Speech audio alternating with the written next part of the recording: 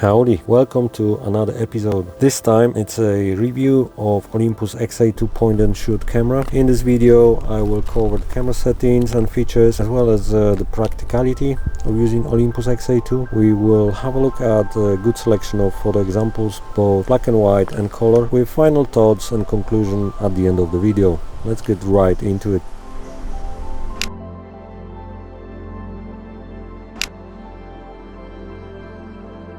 So, settings and features of Olympus XA2. If you are watching this YouTube video, you have probably already seen this camera and researching it further. Olympus XA2 is a point and shoot 35mm film camera. Metering is handled by the camera's fully programmed auto exposure system. Camera uses a super clever quantum function to calculate the shutter speed appropriate for the aperture. Manual settings available for us on the XA2 are manual ISO.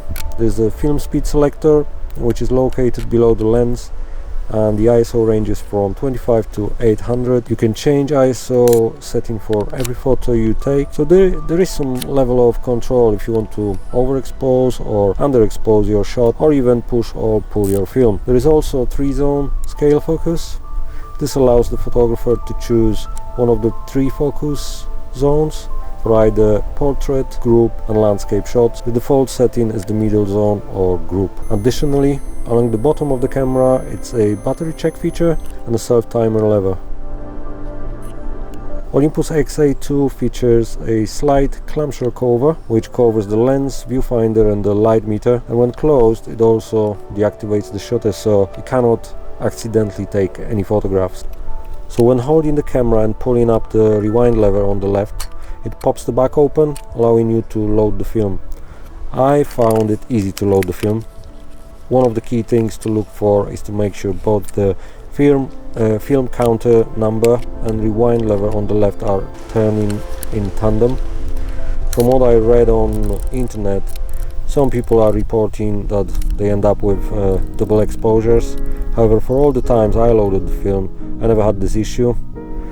Olympus XA2 range of cameras is definitely unique due to its size. Just look how small it is. It has an all-plastic clamshell design and sharp lens, and a separate flash unit A11 can be attached. It actually balances the camera a little in my opinion. Without this flash, it's a little too small for my hands. On the top of the camera there's a large red shutter button. It reminds me of a toy camera. These were the basics of this camera. Let's look at some examples and talk a little about the practicality of this camera.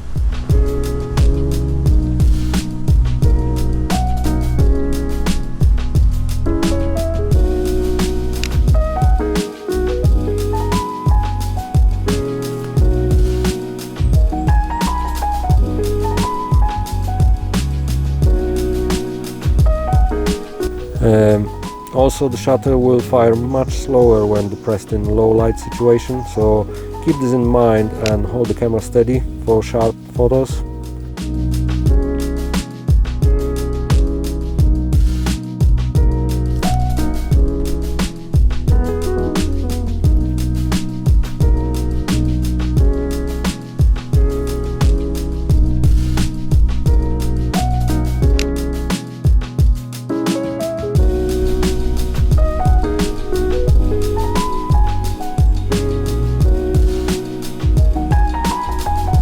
This is an example of a close portrait zone with a nice subject separation from the background. I like it.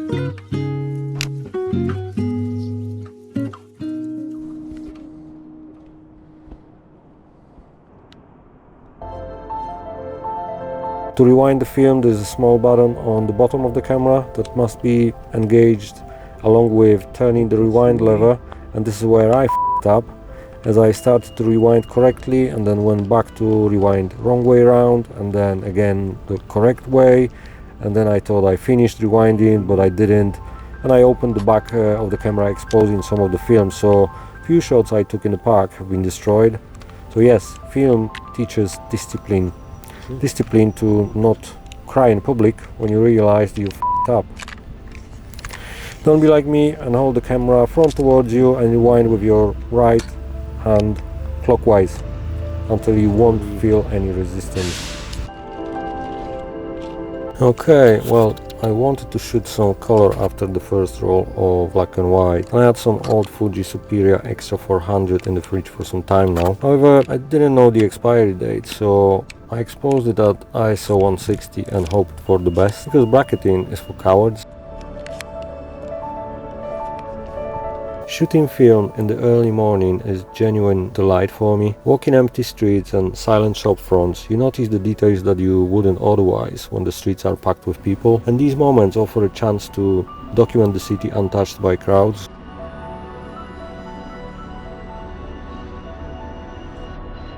These photos turned out with some significant color shifts, lacking contrast and with some green cast in the shadows, but I still like some of them. Here are some more examples.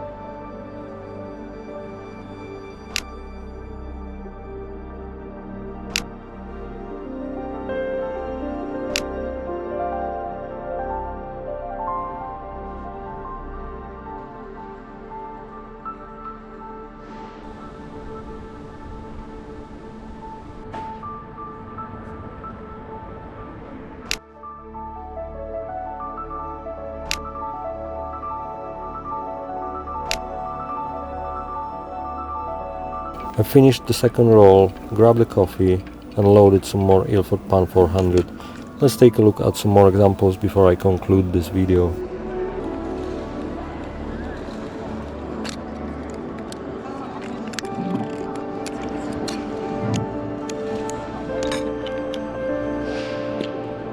Before I conclude it, if you're enjoying this video, don't forget to hit that subscribe button and turn on the bell so you'll never miss new content. Your support helps channel grow and there's plenty more coming your way.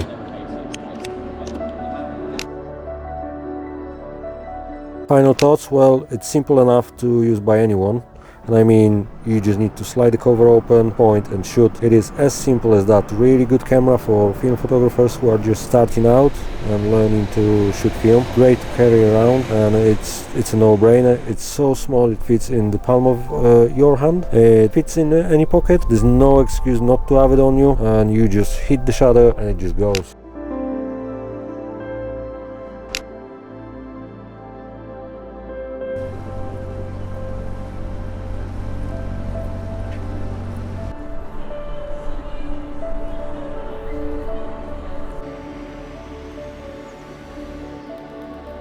Honestly, it's pretty crazy that the guys at Olympus managed to pack so many features into full frame camera as tiny as this. Hats off to them.